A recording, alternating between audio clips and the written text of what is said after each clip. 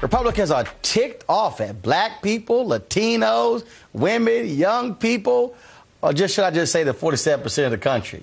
A whole lot of craziness being tossed around out there by Mitt Romney and his supporters. Here to talk about it, Sonya Ross of the Associated Press, political commentator Armstrong Williams, political journalist Joseph Williams, and the Washington Post, Michael Fletcher. Folks, welcome to the show. Clearly, that Washington Post cutbacks. Michael still can't afford a pocket square. So Armstrong, I don't know what's the deal either. You woke up late or something like that. I can't either. But you get a pass. All right. So this has been an absolutely crazy week. You see Mitt Romney, he comes out and he's talking about gifts being passed out like President Obama somehow is Santa Claus. At some point, when will the Republicans learn to accept a butt kicking like a man? You know, it is actually sad, isn't it? I heard Governor Chris Christie harshly criticize Mr. Romney for it. Obviously, you have to accept defeat in grace and also learn from it. In fact, Romney needs to learn how to give the gift of communications in the Republican Party to blacks and Latinos and single women, and maybe they can change the dynamics of this party, who's also headed off a fiscal cliff. Speaking of communication, let's actually hear Mitt Romney give his analysis of how President Obama kicked his behind on election night.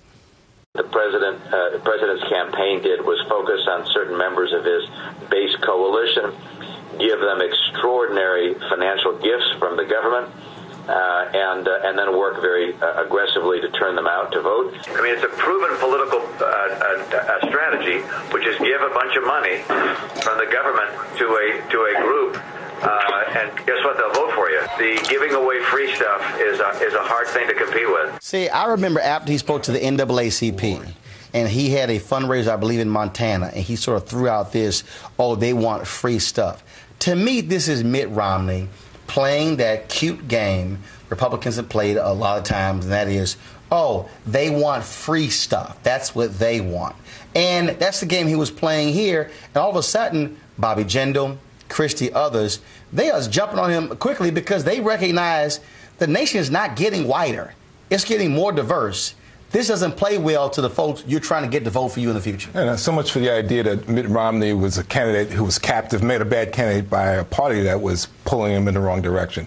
I think Romney's now revealed kind of who he is.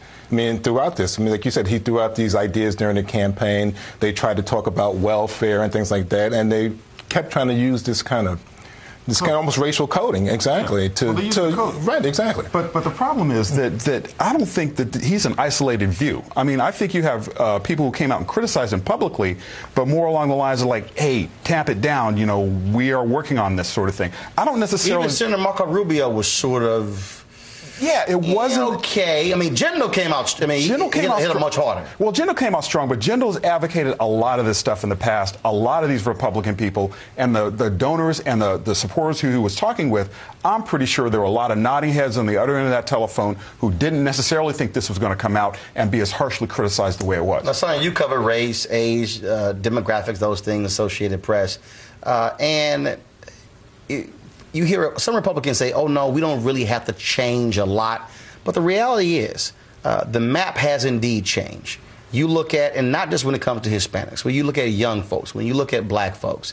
And for President Obama to win the presidency with 40% of the white vote, and then you look at these Western states, they put together a map that, frankly, if you're Democrats, you like how this map is going to look the next several elections. Well, I mean, the symbolism of all of what you're talking about is in the reaction that Romney had when black people heard this reaction from Mitt Romney, almost in a uniform chorus. It was, yeah, let's talk about gifts. Where's my 40 acres and a mule? Which was, I guess, a euphemism for remember that unkept promise. So if you're coming at us in a posture of wooing us as voters, you have a word to keep or you have a promise to keep, coupled with you just showed me who you are. Right. And you're not inclined to change this map we're looking at. This was more of the voters saying, you're not who we are, and it's justice is incumbent upon the Republican Party to move to where the voters are, it's incumbent upon the Democratic Party not to take those voters for granted in the manner that has been their historical habit also. And I'd like to make that point because I do believe that what you're going to see, especially from Latinos, you're going to see a significant internal, external game saying, look, we want results. We made the point on this show that African Americans had better go back to that internal, external game and say, okay, look, all right, so we sat back, we chill, okay, don't say much, don't ask for much, wait till the second term. Second term's here. I think a lot of people who vote for the president are saying, okay, you're there for the next 4 years. Nothing after 2016 is promised. There's an expectation to deliver on what you promised or what we expect. Well, you know what? Let me just say, I do think that is an excellent point that Sonya made. Look, Latinos, the LBGT, every other ethnic group, if they're not satisfied with what is being done for their constituency, they will threaten to take their vote and their power elsewhere. American blacks gave 93% of their votes to Barack Obama in this last presidential election. They cannot just sit back and say, we're going to wait any longer. We're going to demand that you change our communities, whether it's about crime, whether it's about education, whether it's about jobs, whether it's about small and minority businesses. We're going to demand that you make a change because you're not going to no longer. And the Democratic Party. It's more than just about the president. It's about the Democratic Party. Right. Don't House, take us for granted. The House, Senate, everybody. We're here and we're going to bring our power to bear. Well, see, I think the problem with that is that the Republican Party has done absolutely nothing to come close to competing for the African-American vote. Therefore, the dynamic continues the way it always has been. Because in the Republican Party, you have a party that's almost actively hostile to African-American interests. And given that, it's very, very easy for the Democrats to take. How is it changing? It's changing. How is you it may changing? not see the tide. It's changing. Listen, what I'm hearing